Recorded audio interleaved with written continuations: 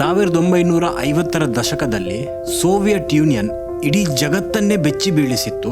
ಕಾರಣ ಅವರ space program. ಅಮೆರಿಕದಂತಹ ದೇಶದ ಹತ್ತಿರನೂ ಸರಿಯಾದ ರಾಕೆಟ್ ಇರಲಿಲ್ಲ ಈ ಟೈಮಲ್ಲಿ. ಅದೇ ಈ ಕಡೆ ಸೋವಿಯತ್ ಯೂನಿಯನ್ ಮಾನವನ ಇತಿಹಾಸದಲ್ಲೇ ಮೊದಲ ಸ್ಯಾಟಲೈಟ್ ಅನ್ನು ಬಾಹ್ಯಾಕಾಶಕ್ಕೆ ಕಳುಹಿಸಿತ್ತು. ಇದು ನಡೆದಿದ್ದು ಅಕ್ಟೋಬರ್ ತಿಂಗಳು 1957ರಲ್ಲಿ. ಸೋವಿಯತ್ ಯೂನಿಯನ್ ಬರೀ ಇಷ್ಟಕ್ಕೆ ನಿಂತಿರ್ಲಿಲ್ಲ.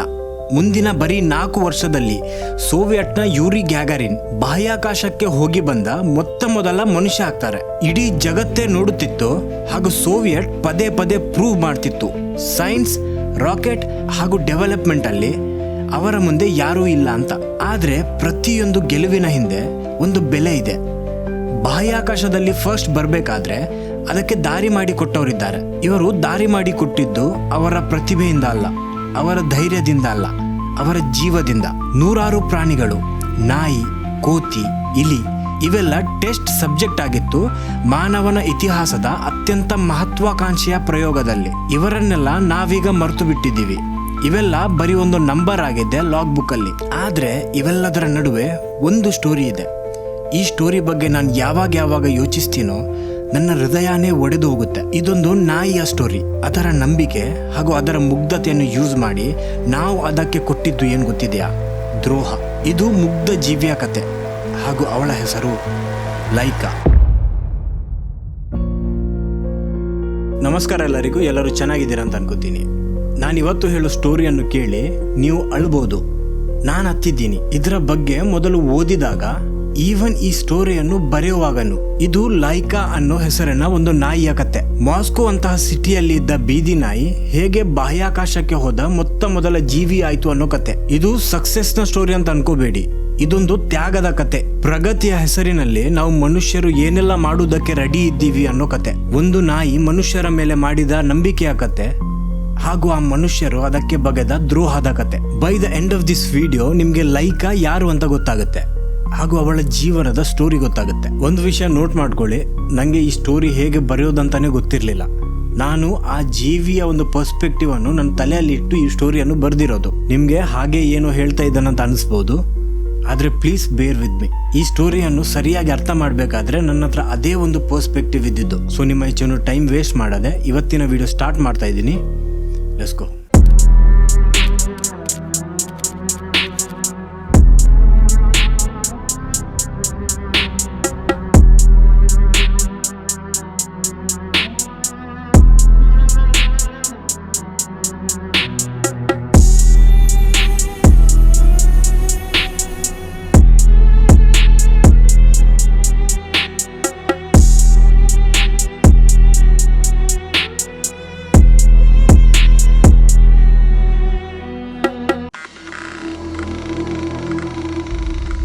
ಮಾಸ್ಕೋ ಅಂತಹ ಸಿಟಿಯಲ್ಲಿ ಚಳಿ ತುಂಬಾ ಕ್ರೂರವಾಗಿರುತ್ತೆ.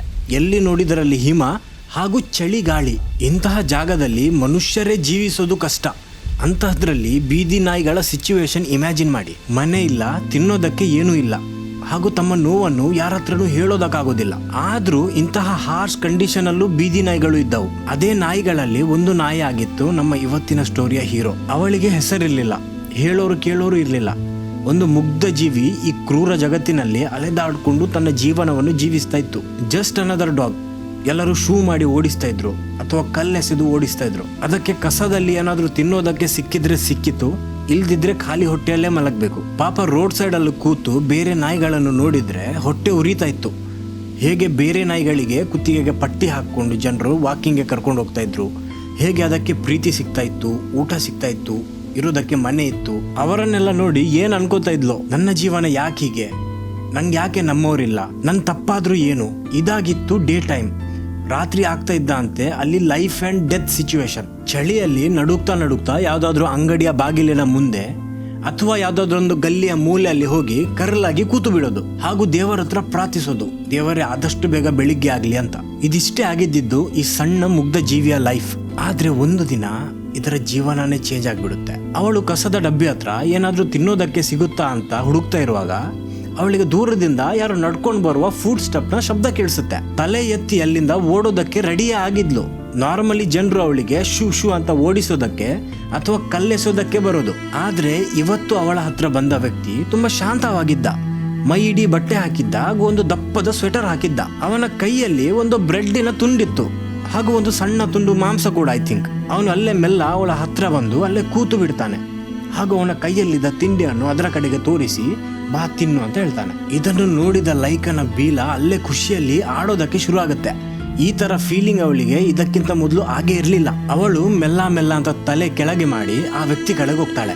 ಆ ವ್ಯಕ್ತಿ ಅಲ್ಲೇ ಶಾಂತವಾಗಿ ಕೂತಿದ್ದ, ಜಸ್ಟ್ ವೇಟಿಂಗ್. ಅವಳು ಮೆಲ್ಲ ಮೆಲ್ಲ ಅಂತ ಅವನ ಕೈಯಿಂದ ತಿಂಡಿಯನ್ನು ಪೊಲೈಟ್ ಆಗಿ ತಗೋತಾಳೆ ಹಾಗೂ ತಿನ್ನೋದಕ್ಕೆ ಶುರು ಮಾಡ್ತಾಳೆ. ಆ ಫುಡ್ ಏನಿದೆ ಅದು ತುಂಬಾ ಟೇಸ್ಟಿ ಆಗಿತ್ತು.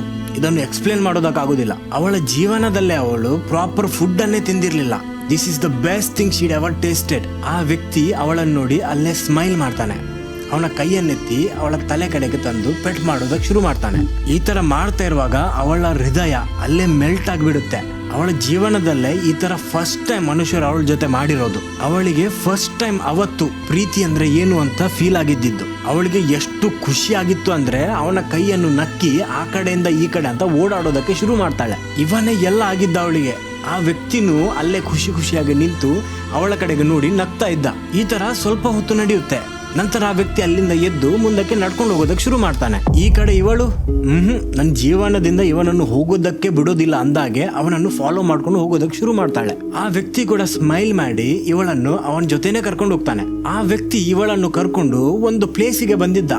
ಈ ಪ್ಲೇಸ್ ಏನಿದೆ ಇದು ಇಂಡೋರ್ ಆಗಿತ್ತು ಹಾಗೂ ಒಳಗೆ ತುಂಬಾ ಬಿಸಿ ಬಿಸಿ ವಾತಾವರಣ ಇತ್ತು. ಆದ್ರೆ ಈ ಪ್ಲೇಸ್ ಏನಿದೆ ಇದು ಕೆಮಿಕಲ್ ತರ ಅಥವಾ ಮೆಟಲ್ ತರ ಸ್ಮೆಲ್ ಮಾಡ್ತಾ ಇತ್ತು. ಆ ಫೆಸಿಲಿಟಿ ಒಳಗೆ ಪಂಜರಗಳು ಇದ್ದವು ಹಾಗೂ ಆ ಪಂಜರದ ಒಳಗೆ ನಾಯಿಗಳು ಇದ್ದವು. ಸ್ಟಾರ್ಟಿಂಗ್ ಅಲ್ಲಿ ಅವಳು ಇದನ್ನೆಲ್ಲ ನೋಡಿ ಹೆದರ್ಕೊಂಡಿದ್ಲು. ಬೇರೆ ನಾಯಿಗಳ ಕಡೆಗೆ ನೋಡಿದ್ರೆ ಆ ನಾಯಿಗಳ ಮುಖದಲ್ಲಿ ಹೆದರಿಕೆನೇ ಇರ್ಲಿಲ್ಲ. ತಲೆ ಎತ್ತಿ ಆ ವ್ಯಕ್ತಿ ಕಡೆಗೆ ನೋಡ್ತಾಳೆ. ಅವನ ಮುಖದಲ್ಲಿ ಸ್ಮೈಲ್ ಇತ್ತು. ಅದನ್ನ ನೋಡಿ ಅವಳು ಮನಸ್ಸಲ್ಲಿ ಅನ್ಕೊಳ್ತಾಳೆ, ಮೇ ಬಿ ಇದೇ ಜೀವನ ಇರಬೇಕು. ಫೈನಲಿ ನಂಗೆ ನಾನು ಅನ್ಕೊಂಡಿದ್ದ ಒಂದು ಜೀವನ ಸಿಕ್ತು. ಫುಡ್, ಶೆಲ್ಟರ್ ಹಾಗೂ ಒಂದು safe place. I get use to it ಅಂತ ಅವಳು ಸೈಲೆಂಟ್ ಆಗಿಬಿಡ್ತಾಳೆ. ಅಲ್ಲಿ ಅವಳ ಫ್ರೆಂಡ್ಶಿಪ್ ಬೇರೆ ನಾಯಿಗಳ ಜೊತೆ ಆಗುತ್ತೆ. ಅಲ್ಲಿದ್ದ ಜನರು ಕೂಡ ತುಂಬಾ ಕೈಂಡ್ ಆಗಿದ್ರು.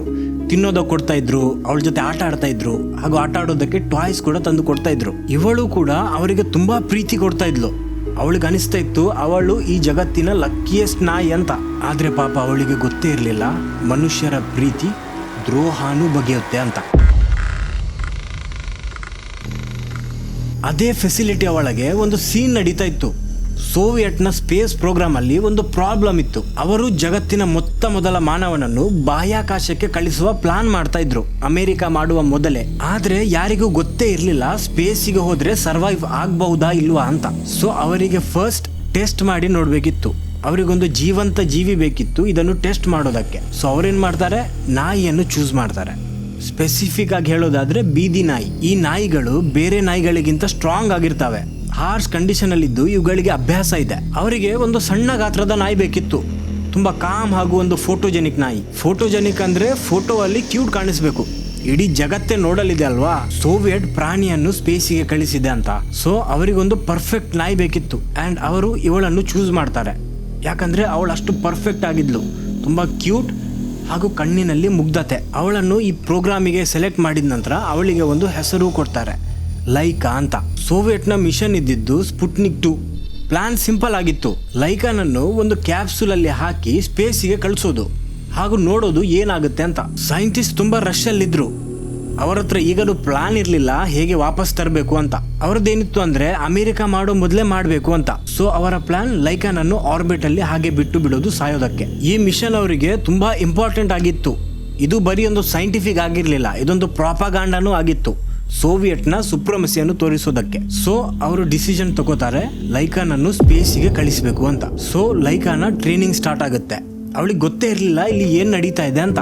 ಅವಳು ಅವಳ ಬೆಸ್ಟೇ ಕೊಡ್ತಾ ಇದ್ಲು ಜನರಿಗೆ ಖುಷಿ ಪಡಿಸೋದಕ್ಕೆ. ನಾಯಿಗಳು ಹೀಗೇನೆ, ಯಾರಿಗಾದ್ರೂ ಪ್ರೀತಿ ಮಾಡಿದ್ರೆ ಅವರ ಜೀವವನ್ನೇ ಕೊಟ್ಟು ಬಿಡ್ತಾರೆ ಅವ್ರಿಗೋಸ್ಕರ.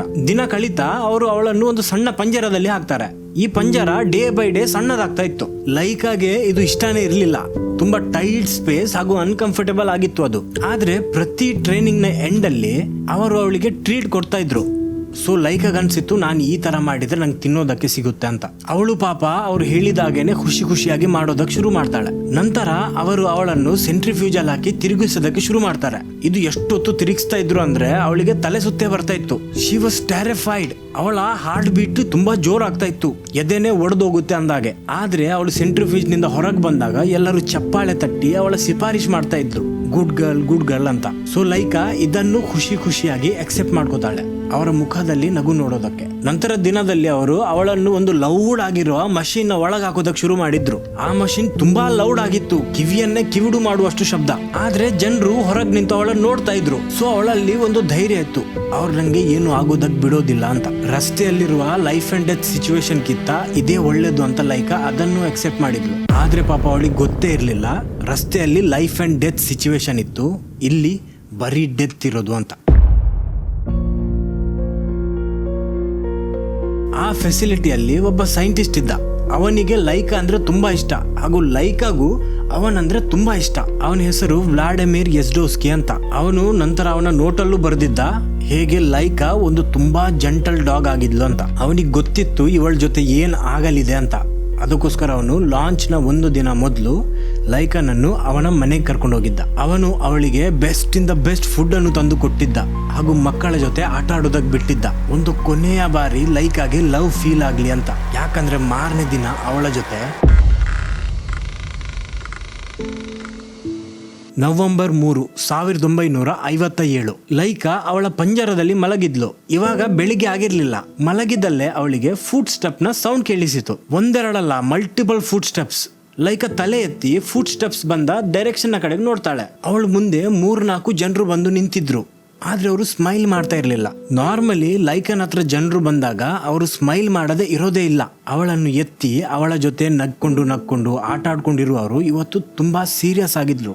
ಲೈಕಾನ ಕಣ್ಣಲ್ಲಿ ಕಣ್ಣಿಟ್ಟು ನೋಡ್ತಾನೂ ಇರ್ಲಿಲ್ಲ. ಆದ್ರೂ ಲೈಕಾ ಬೀಲ ಆಡಿಸ್ಕೊಂಡು ಎದ್ದು ನಿಂತು ಬಿಡ್ತಾಳೆ. ಅವರು ಲೈಕನ ಪಂಜರದ ಬಾಗಿಲನ್ನು ಓಪನ್ ಮಾಡ್ತಾರೆ. ಅವರ ಕೈ ತುಂಬಾ ನಡುಗ್ತಾ ಇತ್ತು. ಲೈಕನನ್ನು ಎತ್ತುವಾಗನು ತುಂಬಾ ಕೇರ್ಫುಲ್ ಆಗಿ ಎತ್ತುತ್ತಾ ಇದ್ರು. ಅದೇ ಹೊತ್ತಲ್ಲಿ ಅವರ ಟೀಮ್ ಅಲ್ಲಿ ಇದ್ದ ಒಬ್ಬ ಯಂಗ್ ಸೈಂಟಿಸ್ಟ್. ಈ ಸೈಂಟಿಸ್ಟ್ ಯಾವತ್ತು ಟೈಮ್ ಸಿಕ್ಕಾಗ ಮೆಲ್ಲ ಬಂದು ಲೈಕಾಗೆ ಎಕ್ಸ್ಟ್ರಾ ಟ್ರೀಟ್ ಕೊಟ್ಟು ಹೋಗ್ತಾ ಇದ್ದವನು, ಹಾಗೂ ಟೈಮ್ ಸಿಕ್ಕಾಗ ಅವಳ ಜೊತೆ ಬಂದು ಆಟ ಆಡಿ ಎಲ್ಲ ಹೋಗ್ತಾ ಇದ್ದವನು. ಅವನು ಅವಳನ್ನು ಎತ್ತಿ ಹಣೆ ಮೇಲೆ ಒಂದು ಕಿಸ್ ಕೊಡ್ತಾನೆ. ಅವನು ಕಿಸ್ ಕೊಡುವಾಗ ಲೈಕನ ತಲೆ ಮೇಲೆ ನೀರಿನ ಹನಿ ಬಿದ್ದಾಗ ಫೀಲ್ ಆಗುತ್ತೆ. ಲೈಕಾ ಆ ವ್ಯಕ್ತಿಯ ಮುಖದ ಕಡೆ ನೋಡ್ತಾಳೆ. ಅವನ ಕಣ್ಣಿನಲ್ಲಿ ನೀರಿತ್ತು. ಇದನ್ನು ನೋಡಿದ ಲೈಕಾ ಅವನ ಕೆನ್ನೆಯನ್ನು ನಕ್ಕೋದಕ್ಕೆ ಶುರು ಮಾಡ್ತಾಳೆ. ಅಳ್ಬೇಡ ನಾನಿದ್ದೀನಿ ಅಂದಾಗೆ. ಆದ್ರೆ ಆ ವ್ಯಕ್ತಿ ಅವಳನ್ನು ಬೇರೆಯವರ ಕೈಗೆ ಕೊಟ್ಟು ಮುಖ ಆಚೆ ಮಾಡಿ ನಿಂತು ಬಿಡ್ತಾನೆ. ಲೈಕಾ ಬೇರೆಯವರ ಕೈಯಲ್ಲಿದ್ರು ಅವನ ಕಡೆನೆ ನೋಡ್ತಾ ಇದ್ಲು, ಅವನ ಮೇಲೆ ಏನೋ ಕೇರ್ ಮಾಡಿದಾಗೆ. ಆದ್ರೆ ಆ ವ್ಯಕ್ತಿ ಮುಖ ಆ ಕಡೆ ಮಾಡಿ ನಿಂತಿದ್ದ. ಲೈಕಾಗೆ ಇಲ್ಲಿ ಏನು ನಡೀತಾ ಇದೆ ಅಂತ ಗೊತ್ತೇ ಆಗಿರ್ಲಿಲ್ಲ. ಅದೇ ಹೊತ್ತಲ್ಲಿ ಅವಳಿಗೆ ಹಾರ್ನೆಸ್ ಹಾಕಿ ಕಟ್ಟಿ ಬಿಡ್ತಾರೆ. ಈ ಹಾರ್ನೆಸ್ ನಾರ್ಮಲಿ ಹಾಕುವ ಹಾರ್ನೆಸ್ ಗಿಂತ ತುಂಬಾ ಟೈಟ್ ಹಾರ್ನೆಸ್ ಆಗಿತ್ತು. ಆ ಹಾರ್ನೆಸ್ ಅನ್ನು ಕಟ್ಟುವಾಗನು ಅವಳಿಗೆ ಸ್ವಲ್ಪ ನೋವು ಕೂಡ ಆಗಿತ್ತು. ಅವಳಿಗನ್ಸಿತ್ತು ಇದು ಜಸ್ಟ್ ಅನದರ್ ಡೇ ಆಗಲಿದೆ. ಟ್ರೈನಿಂಗ್, ಟ್ರೀಟ್ ಹಾಗೂ ಟ್ರೀಟ್ ನ ನಂತರ ಪಾರ್ಕ್ ಅಲ್ಲಿ ಫ್ರೆಂಡ್ಸ್ ಜೊತೆ ಆಟ. ಸೊ ಲೈಕಾ ಅವರ ಜೊತೆ ಕೋಆಪರೇಟ್ ಮಾಡ್ತಾಳೆ. ಅವರು ಲೈಕಾನನ್ನು ಎತ್ಕೊಂಡು ಪ್ರಿಪರೇಷನ್ ರೂಮ್ ಕಡೆಗೆ ಹೋಗ್ತಾರೆ.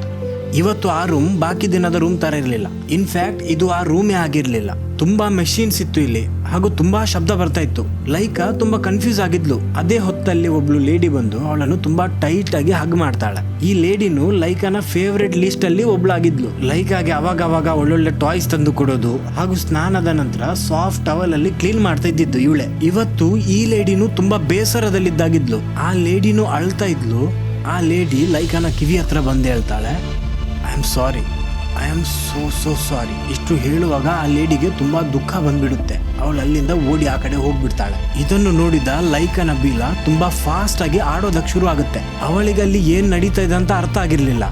ಆದ್ರೆ ಅವಳು ಬೀಲ ಆಡಿಸಿ ಅವರಿಗೆ ಹೇಳೋದಕ್ಕೆ ಟ್ರೈ ಮಾಡ್ತಾ ಇದ್ಲು. ಯಾಕೆ ಬೇಸರ ಪಡ್ತಾ ಇದ್ದೀರಾ? ನಾನು ಇವತ್ತು ನಿನ್ನಗಿಂತನೂ ಚೆನ್ನಾಗಿ ಟ್ರೈನಿಂಗ್ ಮಾಡ್ತೀನಿ. ನನ್ನ ಟ್ರೈನಿಂಗ್ ನೋಡಿ ನಿಮ್ಗೆ ಖುಷಿ ಆಗುತ್ತೆ. ನಾನು ಗುಡ್ ಗರ್ಲ್ ಅಲ್ವಾ? ಇದೆಲ್ಲ ಆಗ್ತಾ ಇರುವಾಗ ಸೈಂಟಿಸ್ಟ್ ಲೈಕನನ್ನು ಎತ್ತಿ ಕರ್ಕೊಂಡೋಗಿ ಒಂದು ಕ್ಯಾಪ್ಸೂಲ್ ನ ಒಳಗೆ ಕೂರಿಸ್ತಾರೆ. ಈ ಕ್ಯಾಪ್ಸೂಲ್ ತುಂಬಾ ಕ್ರಾಂಪ್ಟ್ ಆಗಿತ್ತು. ಲೈಕಾನ ಕೈ ಕಾಲು ಅಥವಾ ಬಾಡಿ ಮೂವ್ ಮಾಡೋದಕ್ಕೆ ಆಗ್ತಾ ಇರ್ಲಿಲ್ಲ. ಲೈಕಾ ಒಂದೇ ಪೊಸಿಷನ್ ಅಲ್ಲಿ ಸ್ಟಕ್ ಆಗಿದ್ಲು. ಅದೇ ಹೊತ್ತಲ್ಲಿ ಅವಳ ಬಾಡಿಗೆ ಸೆನ್ಸರ್ಸ್ ಹಾಗೂ ವೈರ್ಸ್ ಎಲ್ಲ ಕನೆಕ್ಟ್ ಮಾಡ್ತಾರೆ. ಲೈಕಾ ಹೆದರಿ ಕೆಲಸ ಮಾಡ್ತಾ ಇರುವ ಸೈಂಟಿಸ್ಟ್ ಗಳ ಕಡೆಗೆ ನೋಡ್ತಾ ಇದ್ಲು. ಅವಳ ಕಣ್ಣಲ್ಲಿ ಪ್ಲೀಸ್ ನಂಗೆ ನೋವು ಆಗ್ತಾ ಇದೆ, ಪ್ಲೀಸ್ ನಂಗೆ ಹೆದರಿಕೆ ಆಗ್ತಾ ಇದೆ ಅನ್ನೋದು ಕ್ಲಿಯರ್ಲಿ ಕಾಣಿಸ್ತಾ ಇತ್ತು. ಅವರು ಲೈಕನ ಕಡೆಗೆ ನೋಡ್ಲೇ ಇಲ್ಲ. ಅವರು ಅವರ ಪ್ರಿಪರೇಷನ್ ಅನ್ನು ಕಂಟಿನ್ಯೂ ಮಾಡಿದ್ರು. ಅಂಡ್ ಸಡನ್ಲಿ ಲೈಕಾ ಕೂತಿದ್ದ ಕ್ಯಾಪ್ಸೂಲ್ ನ ಬಾಗಿಲು ಬಂದಾಗುತ್ತೆ. ಕಂಪ್ಲೀಟ್ ಕತ್ತಲೆ, ಏನೂ ಕಾಣಿಸ್ತಾ ಇರ್ಲಿಲ್ಲ. ಇದು ಲೈಕಾನ ನಾರ್ಮಲ್ ಪಂಜರದ ತರ ಇರ್ಲಿಲ್ಲ. ಎಲ್ಲಾ ಕಡೆಯಿಂದ ಆ ಕ್ಯಾಪ್ಸುಲ್ ನ ಗೋಡೆ ಅವಳನ್ನು ಪ್ರೆಸ್ ಮಾಡ್ತಾ ಇತ್ತು. ಲೈಕಾನ ಹೃದಯ ತುಂಬಾ ಜೋರಾಗಿ ಬಡಿಯೋದಕ್ಕೆ ಶುರು ಆಗಿತ್ತು. ಶ್ವಾಸ ತೆಕ್ಕೊಳ್ಳುವಾಗನು ತುಂಬಾ ನೋವು ಆಗ್ತಾ ಇತ್ತು, ಯಾಕಂದ್ರೆ ಹಾರ್ನೆಸ್ ಎದೆ ಕಡೆ ತುಂಬಾ ಟೈಟ್ ಆಗಿ ಕಟ್ಟಿದ್ರು. ಲೈಕಾನ ಹಾರ್ಟ್ ಬೀಟ್ ತುಂಬಾ ಓವರ್ ಆಗಿದೆ ಅಂತ ಗೊತ್ತಾದ ಸೈಂಟಿಸ್ಟ್ ಆ ಕ್ಯಾಪ್ಸುಲ್ ನ ಬಾಗಿಲನ್ನು ಓಪನ್ ಮಾಡ್ತಾರೆ. ಈ ಸತಿ ಆ ಕ್ಯಾಪ್ಸುಲ್ ನ ಬಾಗಿಲು ಓಪನ್ ಆದಾಗ ಅವಳ ಮುಂದೆ ಆ ವ್ಯಕ್ತಿ ನಿಂತಿದ್ದ.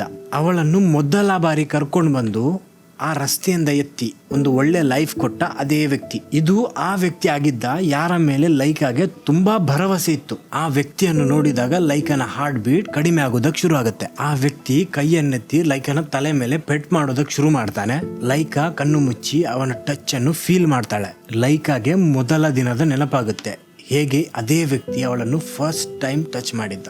ಆ ವ್ಯಕ್ತಿ ಮೆಲ್ಲ ವಾಯ್ಸಲ್ಲಿ ಲೈಕನ ಹತ್ರ ಹೇಳ್ತಾನೆ, you are such a good girl Laika, ನೀನು ನನ್ನ ಪ್ರೀತಿಯ ಮಗು. ಇದನ್ನು ಕೇಳಿ ಲೈಕಾಗ್ ಅನ್ಸೋದಕ್ಕೆ ಶುರು ಆಗುತ್ತೆ, ನಾನೇ ಓವರ್ ಥಿಂಕ್ ಮಾಡ್ತಾ ಇರ್ಬೋದು, ಎಲ್ಲರೂ ನನ್ನ ಜೊತೆನೇ ಇದ್ದಾರೆ, ಸ್ವಲ್ಪ ಹೊತ್ತಲ್ಲೇ ಟ್ರೈನಿಂಗ್ ಎಂಡ್ ಆಗುತ್ತೆ, ಪರವಾಗಿಲ್ಲ ಅಂತ ಅವಳು ಸಮಾಧಾನ ಮಾಡ್ಕೋತಾಳೆ. ಆ್ಯಂಡ್ ಎರಡನೇ ಬಾರಿ ಆ ಕ್ಯಾಪ್ಸುಲ್ನ ಡೋರ್ ಕ್ಲೋಸ್ ಆಗುತ್ತೆ.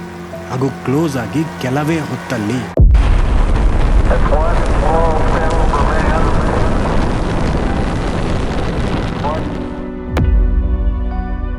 ಲೈಕಾ ಸ್ಪುಟ್ನಿಕ್ 2 ಮಿಷನ್ ನ ರಾಕೆಟ್ ನಲ್ಲಿ ಇದ್ಲು.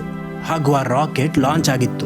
ಆ ರಾಕೆಟ್ ಆಕಾಶದ ಎತ್ತರಕ್ಕೆ ಏರುವಾಗ ಲೈಕಾನ ಹಾರ್ಟ್ ಬೀಟ್ 3 ಪಟ್ಟು ಹೆಚ್ಚಾಗಿತ್ತು. ಅವಳು ತುಂಬಾ ಪ್ಯಾನಿಕ್ ಆಗಿದ್ಲು. ಜಿ ಫೋರ್ಸ್ ಅವಳ ಮೇಲೆ ಎಷ್ಟು ಜೋರಾಗಿ ಫೀಲ್ ಆಗ್ತಾ ಇತ್ತು ಅಂದ್ರೆ ಯಾರೋ ತುಂಬಾ ದೊಡ್ಡ ಕಬ್ಬಿಣದ ತುಂಡನ್ನು ತಂದು ಅವಳ ಮೈ ಮೇಲೆ ಇಟ್ಟಾಗೆ ಫೀಲ್ ಆಗ್ತಾ ಇತ್ತು. ಈ ಫೋರ್ಸ್ ಎಷ್ಟು ಜೋರಾಗಿತ್ತು ಅಂದ್ರೆ ಈಗ ಲೈಕಾಗೆ ಅನ್ಸೋದಕ್ಕೆ ಶುರು ಆಗಿತ್ತು, ದಿಸ್ ಇಸ್ ಇಟ್, ನಾನು ಸಾಯ್ತಾ ಇದ್ದೀನಿ. ಆ ಇಡೀ ಕ್ಯಾಪ್ಸುಲ್ ಹಾಗೂ ಅದರ ಸರೌಂಡಿಂಗ್ ತುಂಬಾ ಜೋರಾಗಿ ಶಬ್ದ ಮಾಡ್ತಾ ಇತ್ತು. ಲೈಕಾ ಕಣ್ಣು ಮುಚ್ಚಿ ದೇವರ ಹತ್ರ ಪ್ರಾರ್ಥನೆ ಮಾಡೋದಕ್ಕೆ ಶುರು ಮಾಡ್ತಾಳೆ, ದೇವರ ಏನಾದ್ರೂ ಮಾಡಿ ಈ ಶಬ್ದವನ್ನು ನಿಲ್ಲಿಸು ಅಂತ. ಆ ಪ್ರಾರ್ಥನೆ ಮಾಡ್ತಾ ಇದ್ದ ಹಾಗೆ ಎಲ್ಲವೂ ಸೈಲೆಂಟ್ ಆಗಿಬಿಡುತ್ತೆ, ಕಂಪ್ಲೀಟ್ ಸೈಲೆಂಟ್. ಅವಳ ಮೇಲೆ ಇದ್ದ ಪ್ರೆಷರ್ ಕೂಡ ಸಡನ್ಲಿ ಕಡಿಮೆ ಆಗ್ಬಿಡುತ್ತೆ. ಲೈಕಾಗನ್ಸುತ್ತೆ ದೇವರು ನನ್ನ ಪ್ರಾರ್ಥನೆಯನ್ನು ಕೇಳಿದ್ರು ಅಂತ. ಆದ್ರೆ ಪಾಪ ಮಗುವಿಗೆ ಗೊತ್ತಿರ್ಲಿಲ್ಲ ಅವಳು ಯಾವತ್ತೂ ಬರೋದಕ್ಕಾಗದಂತಹ ಜಾಗಕ್ಕೆ ಹೋಗಿ ತಲುಪಿದ್ದಾಳೆ ಅಂತ. Back on earth control room ಅಲ್ಲಿ ಸೈಂಟಿಸ್ಟ್ ಮಾನಿಟರ್ ನೋಡ್ತಾ ಇದ್ರು. ಅದರಲ್ಲಿ ಲೈಕಾನ heart beat 260 beats per minute, respiration rapid and irregular, blood pressure ತುಂಬಾನೇ ಏರಿತ್ತು. ಎಲ್ಲರೂ ಕೇರ್ಫುಲ್ ಆಗಿ ಅದೇ ಮಾನಿಟರ್ ಅನ್ನು ನೋಡ್ತಾ ಇದ್ರು. ಅದೇ ಹೊತ್ತಲ್ಲಿ ಒಬ್ಬ ಹಿಂದ್ಗಡೆಯಿಂದ ಜೋರಾಗಿ ಕಿರುಚಾಡಿ ಹೇಳ್ತಾನೆ, ಸಕ್ಸೆಸ್, ವಿ ಡಿಡ್ ಇಟ್ ಅಂತ. ಅಂಡ್ ಇದನ್ನು ಕೇಳ್ತಾ ಇದ್ದ ಹಾಗೆ ಆ ರೂಮ್ ಅಲ್ಲಿದ್ದ ಎಲ್ಲರೂ ಸೆಲೆಬ್ರೇಟ್ ಮಾಡೋದಕ್ಕೆ ಶುರು ಮಾಡ್ತಾರೆ, ಚಪ್ಪಾಳೆ ಹೊಡೆದಕ್ಕೆ ಶುರು ಮಾಡ್ತಾರೆ, ವಿ ಡಿಡ್ ಇಟ್ ಅಂತ ಹ್ಯಾಂಡ್ ಶೇಕ್ ಮಾಡೋದಕ್ಕೆ ಶುರು ಮಾಡ್ತಾರೆ. ನೋಡ್ತಾ ಇದ್ದಾಗೆ ಈ ನ್ಯೂಸ್ ಜಗತ್ತಿನ ಪ್ರತಿಯೊಂದು ಮೂಲೆವರೆಗೆ ಹೋಗಿ ತಲುಪುತ್ತೆ. ನ್ಯೂಸ್ ಪೇಪರ್ ಅಲ್ಲಿ ಬರೀ ಸೋವಿಯಟ್ ನದೇ ಹೆಸರು. ಮಾನವನ ಹಿಸ್ಟ್ರಿಯಲ್ಲೇ ಸೋವಿಯಟ್ ಮೊದಲ ಬಾರಿ ಒಂದು ಜೀವಿಯನ್ನು ಬಾಹ್ಯಾಕಾಶಕ್ಕೆ ಕಳುಹಿಸಿತು ಅಂತ. ಲೈಕಾನ ಫೋಟೋ ಪ್ರತಿಯೊಂದು ನ್ಯೂಸ್ ಪೇಪರ್ ನ ಫ್ರಂಟ್ ಪೇಜ್ ಅಲ್ಲಿ ಬರುತ್ತೆ. ಆದ್ರೆ ಲೈಕಾಗೆ ಏನಾಯ್ತು? ಸೋವಿಯಟ್ ಹೇಳುತ್ತೆ ಲೈಕಾ ಆರ್ಬಿಟ್ ಅಲ್ಲಿ ಕೆಲವು ದಿನಗಳವರೆಗೆ ಜೀವಂತವಾಗಿದ್ಲು. ನಂತರ ಆಕ್ಸಿಜನ್ ಕಡಿಮೆ ಆಗಿ ತುಂಬಾ ಸ್ಲೋಲಿ ಹಾಗೂ ಆರಾಮವಾಗಿ ಅವಳು ಅಂತ. ಈ ಸ್ಟೇಟ್ಮೆಂಟ್ ಬಂದ ನಂತರ ಜನರು ಲೈಕಾನ ಬಗ್ಗೆ ಕೇರೆ ಮಾಡಲಿಲ್ಲ. ಆದ್ರೆ ಆಕ್ಚುಯಲ್ ಆಗಿ ಅಲ್ಲಿ ನಡೆದಿದ್ದು ಬೇರೆನೆ.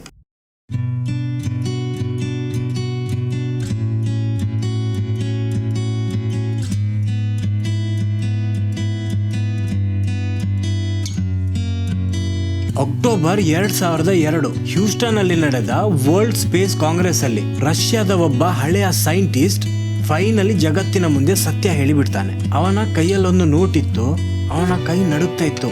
ಸ್ಟೇಜ್ ಅಲ್ಲಿದ್ದ ಸೈಂಟಿಸ್ಟ್ ಕೈಯಲ್ಲಿದ್ದ ನೋಟನ್ನು ಓದಿ ಹೇಳ್ತಾನೆ, ಲೈಕಾ ಲಾಂಚ್ ಮಾಡಿ ಬರೀ 5 ರಿಂದ 7 ಗಂಟೆ ಒಳಗೇನೆ ಸತ್ತಿದ್ದಾಳೆ. ಅವಳು ಕ್ಯಾಬಿನ್ ನಲ್ಲಿ ಓವರ್ ಹೀಟ್ ನಿಂದ ಹಾಗೂ ಪ್ಯಾನಿಕ್ ನಿಂದ ಸತ್ತಿದ್ದು. ಥರ್ಮಲ್ ಕಂಟ್ರೋಲ್ ಸಿಸ್ಟಮ್ ಫೇಲ್ ಆಗಿತ್ತು ಹಾಗೂ ಕ್ಯಾಬಿನ್ ನ ಒಳಗೆ 100 ಡಿಗ್ರಿ ಫ್ಯಾರನೈಟ್ ಗಿಂತನೂ ಟೆಂಪರೇಚರ್ ಹೆಚ್ಚಾಗಿತ್ತು. ಅವಳ ಹೃದಯ 240 ಬೀಟ್ಸ್ ಪರ್ ಮಿನಿಟ್ ನ ಸ್ಪೀಡ್ ಅಲ್ಲಿ ಕೆಲವು ಗಂಟೆಗಳವರೆಗೆ ಬಡಿತಾ ಇತ್ತು. ಅಂಡ್ ಫೈನಲಿ ಕೆಲವು ಹೊತ್ತಿನ ನಂತರ ಅವಳ ಬಾಡಿ ಶಟ್ ಡೌನ್ ಆಯ್ತು. 240 ಬೀಟ್ಸ್ ಪರ್ ಮಿನಿಟ್. ಇದರ ಅರ್ಥ ಗೊತ್ತಿದೆಯಾ? ಪಾಪ ಆ ಮಗುವಿನ ಬಾಡಿ ಅವಳನ್ನು ಜೀವಂತವಾಗಿಡೋದಕ್ಕೆ ಟ್ರೈ ಮಾಡ್ತಾ ಇತ್ತು. ಅಲ್ಲಿ ಎಷ್ಟು ಬಿಸಿ ಇತ್ತು ಅಂದ್ರೆ ಅವಳ ಬಾಡಿಯನ್ನು ಕೂಲ್ ಮಾಡೋದಕ್ಕೆ ಟ್ರೈ ಮಾಡ್ತಾ ಇತ್ತು. ಅವಳು ತುಂಬಾನೇ ಹೆಚ್ಚು ಪ್ಯಾನಿಕ್ ಆಗಿದ್ಲು ಹಾಗೂ ಹೋಪ್ ಮಾಡ್ತಾ ಇದ್ಲು, ಈಗ ಯಾರಾದ್ರೂ ಬರ್ತಾರೆ ಅಂತ.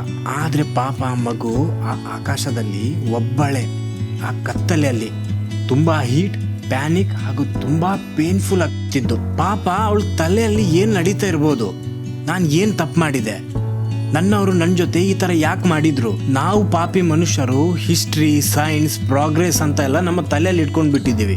ಆದ್ರೆ ಪಾಪ ಆ ಮಗುವಿನ ಮನಸ್ಸಿನಲ್ಲಿದ್ದು ಬರೀ ಆ ಮನುಷ್ಯರು ಹಾಗೂ ಅವರ ಜೊತೆ ಸ್ಪೆಂಡ್ ಮಾಡಿದ ಕೆಲವು ಹ್ಯಾಪಿ ಮೆಮೊರೀಸ್. ನಾಯಿ ಅದು, ಅದಕ್ಕೆ ದ್ರೋಹ ಏನಂತ ಗೊತ್ತಿಲ್ಲ. ಅದಕ್ಕೆ ಅನ್ಸಿರ್ಬೋದು ನನ್ನವರು ಏನೋ ಒಳ್ಳೇದಕ್ಕೆ ಮಾಡಿರ್ಬೋದು ಅಂತ. ನನ್ನವರು ನನ್ನನ್ನು ನೋಡ್ತಾ ಇದ್ದಾರೆ, ಈಗ ಬರ್ತಾರೆ, ಇನ್ನೂ ಸ್ವಲ್ಪ ಹೊತ್ತು ಅಂತ ಹೇಳಿ ಕೊನೆಯ ಉಸಿರನ್ನು ಎಳೆದಿರ್ಬೋದು. 2008ರಲ್ಲಿ ಅಂದ್ರೆ ಲೈಕನ ಸಾವಿನ 50 ವರ್ಷದ ನಂತರ ಅವಳದೊಂದು ಮೆಮೋರಿಯಲ್ ಮಾಡಲಾಗುತ್ತೆ. ಅವಳದೊಂದು ಮೂರ್ತಿಯನ್ನು ಮಾಸ್ಕೋ ಅಲ್ಲಿರುವ ಮಿಲಿಟರಿ ರಿಸರ್ಚ್ ಫೆಸಿಲಿಟಿಯ ಮುಂದೆ ತಂದು ಇಡಲಾಗುತ್ತೆ. ಒಂದು ಸಣ್ಣ ಬ್ರಾನ್ಸ್ ನ ಸ್ಟ್ಯಾಚು ಅದು. ಅದರಲ್ಲಿ ಲೈಕಾ ರಾಕೆಟ್ ನಲ್ಲಿ ನಿಂತು ಮೇಲೆ ಆಕಾಶದ ಕಡೆಗೆ ನೋಡ್ತಾ ಇದ್ದಾಳೆ. ಜನರು ಇವತ್ತಿಗೂ ಆ ಸ್ಟ್ಯಾಚು ಹತ್ರ ಹೋಗ್ತಾರೆ, ಅದರ ಮುಂದೆ ಫ್ಲವರ್ಸ್ ಇಡ್ತಾರೆ ಹಾಗೂ ಕೈಯಲ್ಲಿ ಬರೆದ ಪತ್ರವನ್ನು ಇಡ್ತಾರೆ. ಆ ಪತ್ರಗಳಲ್ಲಿ ಬರೆದಿರುತ್ತೆ, ನಮ್ಮನ್ನು ಕ್ಷಮಿಸು ಲೈಕಾ, ನಿಂಗೆ ತುಂಬಾ ಒಳ್ಳೆ ಜೀವನ ಸಿಗ್ಬೇಕಿತ್ತು. ಅವರು ನಿನ್ ಜೊತೆ ಏನ್ ಮಾಡಿದ್ರು ಅದಕ್ಕೆ I am sorry, rest in piece little one. Even ಜನರು ಆ ಸ್ಟ್ಯಾಚ್ಯೂ ಮುಂದೆ ಡಾಗ್ ಫುಡ್ ಅನ್ನು ತಂದು ಇಟ್ಟು ಹೋಗ್ತಾರೆ. ಹಸಿವೆಯಲ್ಲೇ ಬದುಕಿ ಹಸಿವೆಯಲ್ಲೇ ಕೊನೆಯ ಉಸಿರು ಎಳೆದ ಲೈಕಾ ನಮ್ಮನ್ನೆಲ್ಲ ಕ್ಷಮಿಸ್ಲಿ ಅಂತ. ಆ ಮಗು ಬರೀ 3 ವರ್ಷದಾಗಿದ್ದು ಆ್ಯಂಡ್ ಅದೇ ಅದರ ಜೀವನ ಆಗಿತ್ತು. ಬರೀ ಅಷ್ಟೇ ಜೀವನದಲ್ಲಿ ಅವಳು ಅವರಿಗೆ ಎಷ್ಟು ಪ್ರೀತಿ ಕೊಟ್ಲು ನೋಡಿ. ಅಷ್ಟು ಪ್ರೀತಿಯನ್ನು ನಾವು ಮನುಷ್ಯರು ನಮ್ಮ ಜೀವಮಾನದಲ್ಲಿ ಯಾರಿಗೂ ಕೊಡೋದಕ್ಕೆ ಸಾಧ್ಯ ಇಲ್ಲ. ಮೋಸ್ಟ್ ಆಫ್ ಅವರ್ ಲೈಫ್ ಅವಳು ಆ ಬೀದಿಯಲ್ಲೇ ಅಲೆದಾಡ್ಕೊಂಡು ಜೀವಿಸಿದ್ದು ಹಾಗೂ ಅವಳ ಅಂತ್ಯನು ತುಂಬಾ ಕ್ರೂರವಾಗಿತ್ತು. ಲೈಕನ ಸಾವಿನ ನಂತರ ಇಡೀ ಜಗತ್ತಿನಲ್ಲಿ ಜನರು ಸಿಟ್ಟಿಗೆ ಬಂದಿದ್ರು. ಅನಿಮಲ್ ರೈಟ್ ಆಕ್ಟಿವಿಸ್ಟ್ ಗಳು ಪ್ರೊಟೆಸ್ಟ್ ಮಾಡೋದಕ್ಕೆ ಶುರು ಮಾಡಿದ್ರು. And because of that space research ಗಳಲ್ಲಿ ಅನಿಮಲ್ ಕ್ರೂವಲ್ಟಿಗಳನ್ನು ನಿಲ್ಲಿಸಲಾಯಿತು, ಸ್ಟ್ರಿಕ್ಟ್ ರೂಲ್ಸ್ ಗಳನ್ನು ಮಾಡಲಾಯಿತು. ಹಾಗೂ ಲೈಕನ ನಂತರ ಇನ್ನೂ 2 ನಾಯಿಗಳನ್ನು ಬಾಹ್ಯಾಕಾಶಕ್ಕೆ ಕಳುಹಿಸಿದ್ರು. ಆದ್ರೆ ಅವುಗಳನ್ನು ವಾಪಸ್ ಸೇಫ್ ಆಗಿ ಲ್ಯಾಂಡ್ ಕೂಡ ಮಾಡಿಸಿದ್ರು. ಅವರು ಅಮೆರಿಕ, USSR ಅಂತ ಈ ತರ ಎಲ್ಲ ಕಾಂಪಿಟೇಷನ್ ಮಾಡದೆ ಇನ್ನು ಸ್ವಲ್ಪ ರಿಸರ್ಚ್ ಮಾಡಿ ಸ್ವಲ್ಪ ಟೈಮ್ ತಕೊಂಡು ಪ್ರಾಪರ್ ಪ್ಲಾನ್ ಮಾಡಿ ಅವಳನ್ನು ಕಳಿಸಿದ್ದಿದ್ರೆ ಲೈಕಾ ವಾಪಸ್ ಭೂಮಿಗೆ ಬಂದು ಒಂದು ಒಳ್ಳೆ ಜೀವನವನ್ನು ಜೀವಿಸೋಳು. ಬರೀ ಒಂದು ಮನುಷ್ಯರ ಒಂದು ಈಗೋ ಏನಿದೆ, ಪಾಪ ಆ ಮಗುವಿನ ಜೀವವನ್ನೇ ತಗೊಳ್ತು. ಅವಳ ಮುಖವನ್ನು ನೋಡಿದ್ರೇನೆ ಅಳು ಬರುತ್ತೆ. Rest in peace Laika, we are really sorry.